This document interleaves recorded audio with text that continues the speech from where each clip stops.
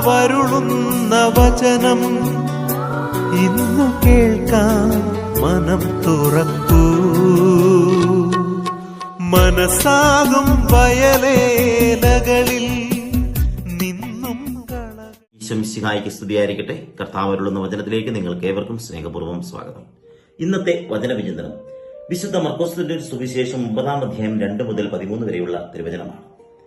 ഒരു അച്ഛനും മകനും ഒരിക്കൽ മലമുകളിലേക്ക് യാത്രയായി. മകൻ വളരെ ക്ഷീണിതനായിരുന്നു. അപ്പ ഇനി എനിക്ക് നടക്കാൻ കഴിയില്ല എന്നവൻ പറഞ്ഞു.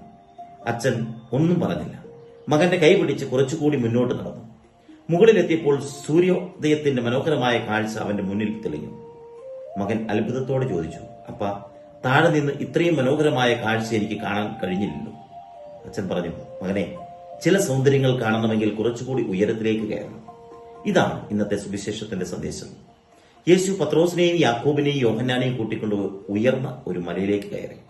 അവിടെ അവരുടെ മുമ്പിൽ യേശു രൂപാന്തരപ്പെട്ടു. അവന്റെ വസ്ത്രങ്ങൾ അത്യന്തം വെണ്മയായി. മോശയും ഏലിയായും പ്രത്യക്ഷപ്പെട്ടു. അപ്പോൾ സ്വർഗത്തിൽ നിന്ന് ഒരു ശബ്ദം കേട്ടു, ഇവൻ എന്റെ പ്രിയപുത്രൻ, ഇവന്റെ വാക്ക് കേൾക്കുവിൻ. വചന സന്ദേശം.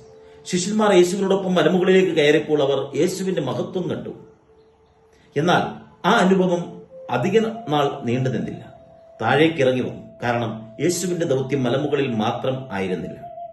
മനുഷ്യരുടെ വേദനയിലും കഷ്ടപ്പാടുകളിലേക്കും ഇറങ്ങിച്ചെല്ലാനായിരുന്നു. നമ്മുടെ ജീവിതത്തിലും മലമുകളിലെ അനുഭവങ്ങൾ ഉണ്ടാകാം. നാം തിരിച്ചു വരണം. ദൈവത്തെ അനുഭവിക്കുന്നവൻ മനുഷ്യനെ മറക്കരുത്. ദൈവത്തിന്റെ സ്നേഹം അനുഭവിച്ചവൻ മറ്റുള്ളവരുടെ വേദനയിലേക്ക് ഇറങ്ങിച്ചേരണം. ജീവിത സന്ദേശം. പ്രശ്നങ്ങൾ വന്നാൽ ദൈവത്തിൽ നിന്ന് ഓടിപ്പോകരുത്. മല കയറുന്നത് പോലെ പ്രാർത്ഥനയിലൂടെ ദൈവത്തോട് അടുക്കുക. ഇവന്റെ വാക്ക് കേൾക്കുവിൻ എന്ന വചനം ജീവിതത്തിന്റെ വഴികാട്ടിയാക്കുക. ലോകത്തിന്റെ പല ശബ്ദങ്ങൾക്കിടയിലും യേശുവിന്റെ ശബ്ദം തിരിച്ചറിയണം.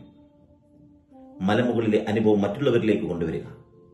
പ്രാർത്ഥനയിൽ ലഭിച്ച സമാധാനം കുടുംബത്തിൽ സ്നേഹമായി മാറണം. ദൈവാനുഭവം സേവനമായി മാറണം.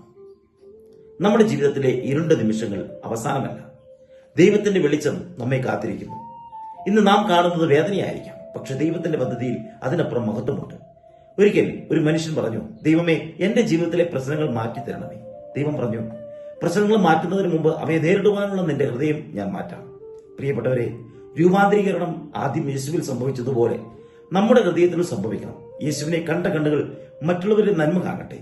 യേശുവിന്റെ വാക്ക് കേട്ട ചെവികൾ മറ്റുള്ളവരുടെ വേദന കേൾക്കട്ടെ. യേശുവിനെ സ്നേഹിച്ച ഹൃദയം മറ്റുള്ളവരെ സ്നേഹിക്കട്ടെ. മലമുകളിലെ ദൈവാനുഭവമായി താഴ്വരയിലെ മനുഷ്യരുടെ ജീവിതത്തിലേക്ക് ഇറങ്ങി വരിക. അതാണ് യഥാർത്ഥ ക്രിസ്തീയ ജീവിതം. നമ്മുടെ കർത്താവ് യേശു മിശിഹായുടെ കൃപയും പിതാവായ ദൈവത്തിന്റെ സ്നേഹവും പരിശുദ്ധാത്മാവിന്റെ സുഖവാസവും നാം എല്ലാവരോടും കൂടെ ഉണ്ടായിരിക്കട്ടെ, ഇപ്പോഴും എപ്പോഴും എന്നേക്കും. ആമേൻ. ദൈവം നിങ്ങളെ സമൃദ്ധമായി അനുഗ്രഹിക്കട്ടെ.